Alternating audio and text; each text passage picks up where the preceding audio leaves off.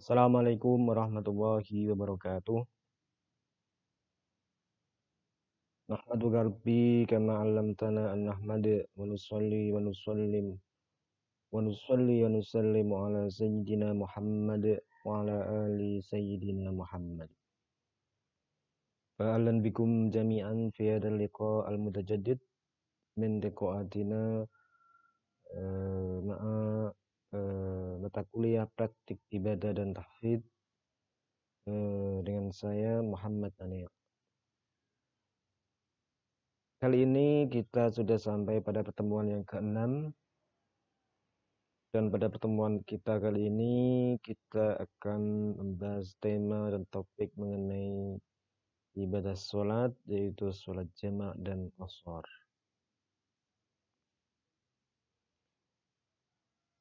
Allah Subhanahu wa Ta'ala telah memberikan keringanan kepada hambanya dalam beribadah karena dalam kondisi dan situasi tertentu. Keringanan ini biasa disebut dalam istilah fikih sebagai rukhsah, yang berarti keringanan atau diskon. Rukhsah ini dalam ibadah sholat berbentuk keringanan seperti sholat 4 rakaat, didiskon menjadi 2 rakaat, sholat 2 waktu bisa dilakukan dalam 1 waktu, baik waktu awal atau waktu akhir. Dan Allah mencintai orang-orang yang mengerjakan apa yang dirukhsahkan kepadanya, sebagaimana Allah mencintai orang-orang yang mengerjakan apa yang diazimahkan kepadanya. Nah, di sini ada rukhsah dan ada azimah. Kalau rukhsah adalah keringanan, sedangkan azimah adalah aslinya, kewajiban yang bersifat asli. Misalnya duhur aslinya adalah 4 rakaat.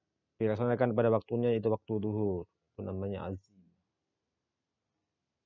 Jadi keduanya adalah sama-sama syariat dari Allah Subhanahu wa Ta'ala, dan Allah cinta atau senang hambanya melakukan apa yang disyariatkan. Adapun pengertian sholat jamak, jamak sendiri dari bahasa Arab artinya mengumpulkan atau menggabungkan, yaitu mengumpulkan 2 sholat wajib yang dikerjakan dalam 1 waktu. Sholat yang dapat dijamak adalah sholat zuhur dengan asar dan maghrib dengan isya. Kondisi dibolehkannya sholat jamak ini ada beberapa kondisi dan situasi yang mana dibolehkan orang Islam melakukan sholat jamak. Yang pertama adalah jamaah haji ketika wukuf di Arafat, maka mereka dibolehkan untuk menjamak sholat, yaitu sholat duhur dan asar dengan jamak takdim. Jadi sholat duhur asar waktunya dilaksanakan di waktu duhur. Yang kedua, jamaah haji ketika mabit di Muzdalifah, yaitu mereka menjamak sholat maghrib dan isya di waktu isya atau jamak takhir ketika mereka mabit atau menginap bermalam di Muzdalifah setelah meninggalkan Arafat menuju ke Mina. Ini merupakan salah satu dari rangkaian manasik ibadah haji. Semoga kita semua bisa mendapatkan kehormatan untuk ibadah haji. Amin, Allahumma amin. Yang ketiga adalah musafir, yaitu orang yang dalam perjalanan jauh atau bepergian jauh, meninggalkan tempat tinggalnya menuju ke suatu tempat yang mana tempat tersebut bisa dicapai dengan cara dan jarak tempuh yang jauh sesuai dengan ketentuan yang berlaku. Yang keempat adalah sakit. Kemudian sakit di sini adalah sakit yang menyebabkan dia kesulitan atau terjadi masyakoh dalam melaksanakan sholat di waktunya. Kemudian hujan lebat dan cuaca dingin, ada ketakutan, kemudian ada udzur yang memberatkan atau masyakoh. Adapun pembagian salat jamak sendiri seperti yang disebutkan tadi dibagi menjadi 2, yaitu jamak taqdim, artinya takdim, artinya mendahulukan, itu mengumpulkan dua waktu sholat dikerjakan pada waktu sholat yang terdahulu, yaitu sholat duhur dengan asar dikerjakan pada waktu duhur, namanya takdim. Adapun jamak takhir yaitu mengakhirkan, itu mengumpulkan dua waktu sholat dikerjakan pada waktu sholat yang akhir atau yang belakang. Contohnya zuhur dengan asar dikerjakan pada waktu asar. Adapun syarat-syarat sebagaimana disebutkan para fuqaha daripada jamak takdim, yang pertama adalah niat jamak ketika melaksanakan sholat. Yang pertama pada saat takbiratul ihram. Misalnya niat sholat duhur, niat sholat pertama atau duhur, usolli fardhu duhri majmu'an ilaihi fardhul asri jam'an taqdiman lillahi ta'ala.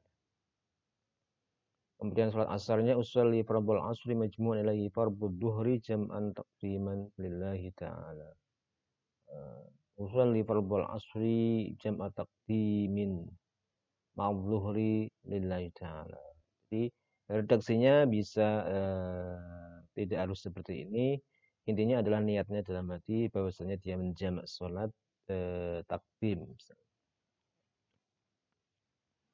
Yang kedua adalah tartib, dalam artian mendahulukan sholat duhur dari sholat asar dan mendahulukan sholat maghrib daripada sholat isya. Tidak boleh dibalik, sholat asar dulu baru sholat. Karena urutannya waktu sholat sudah dimaklumi seperti itu. Yang ketiga adalah mualah. Mualah artinya berurutan. Artinya setelah melaksanakan sholat pertama langsung melakukan sholat kedua tanpa dipisah oleh waktu yang lama menurut adat atau keumuman. Tidak boleh ketika sholat duhur misalnya ditinggal ngopi atau tinggal jagung atau pergi kemana entah kemana yang memakan waktu yang lama menurut secara adat. Sebagian ulama lagi berpendapat standar pemisah atau jeda yang lama adalah waktu yang cukup digunakan untuk melakukan sholat 2 rakaat. Jadi waktunya dihitung jeda itu kurang lebih bisa digunakan untuk sholat 2 rakaat. Kalau diperkirakan 5 menit atau 3 menit.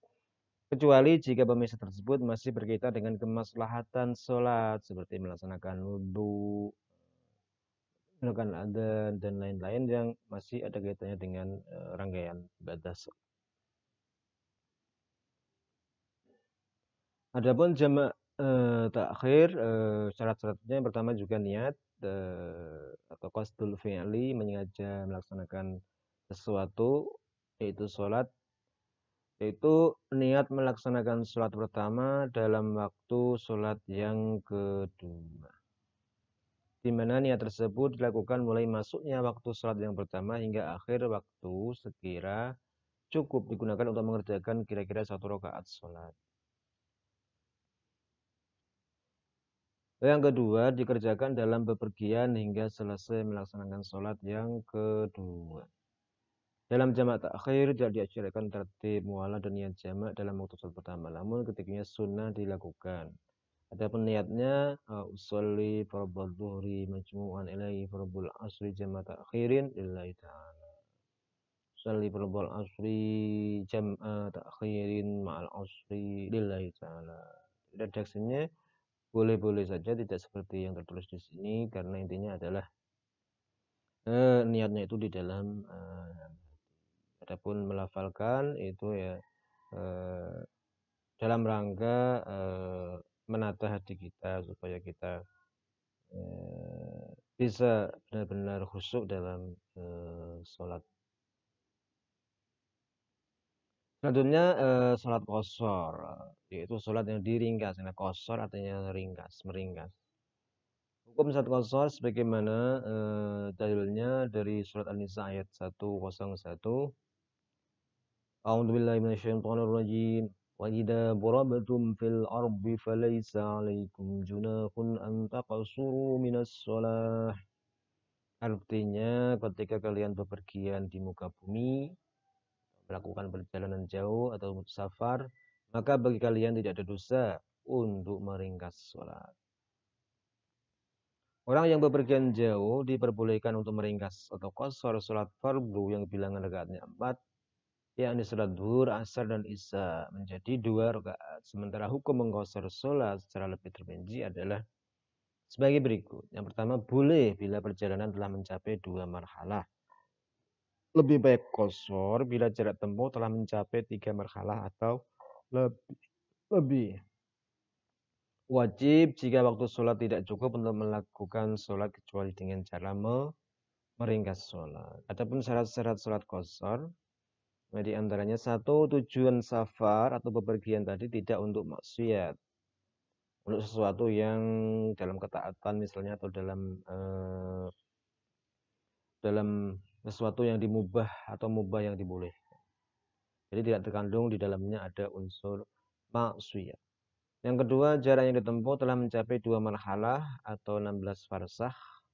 Ini istilah pada zaman dahulu. Jarak ini bila diukur dengan menggunakan satuan kilometer, maka terdapat beberapa pendapat. Menurut mayoritas, ada yang mengatakan 119, ada yang mengatakan 94, 89, 82, 88, 80, dan seterusnya.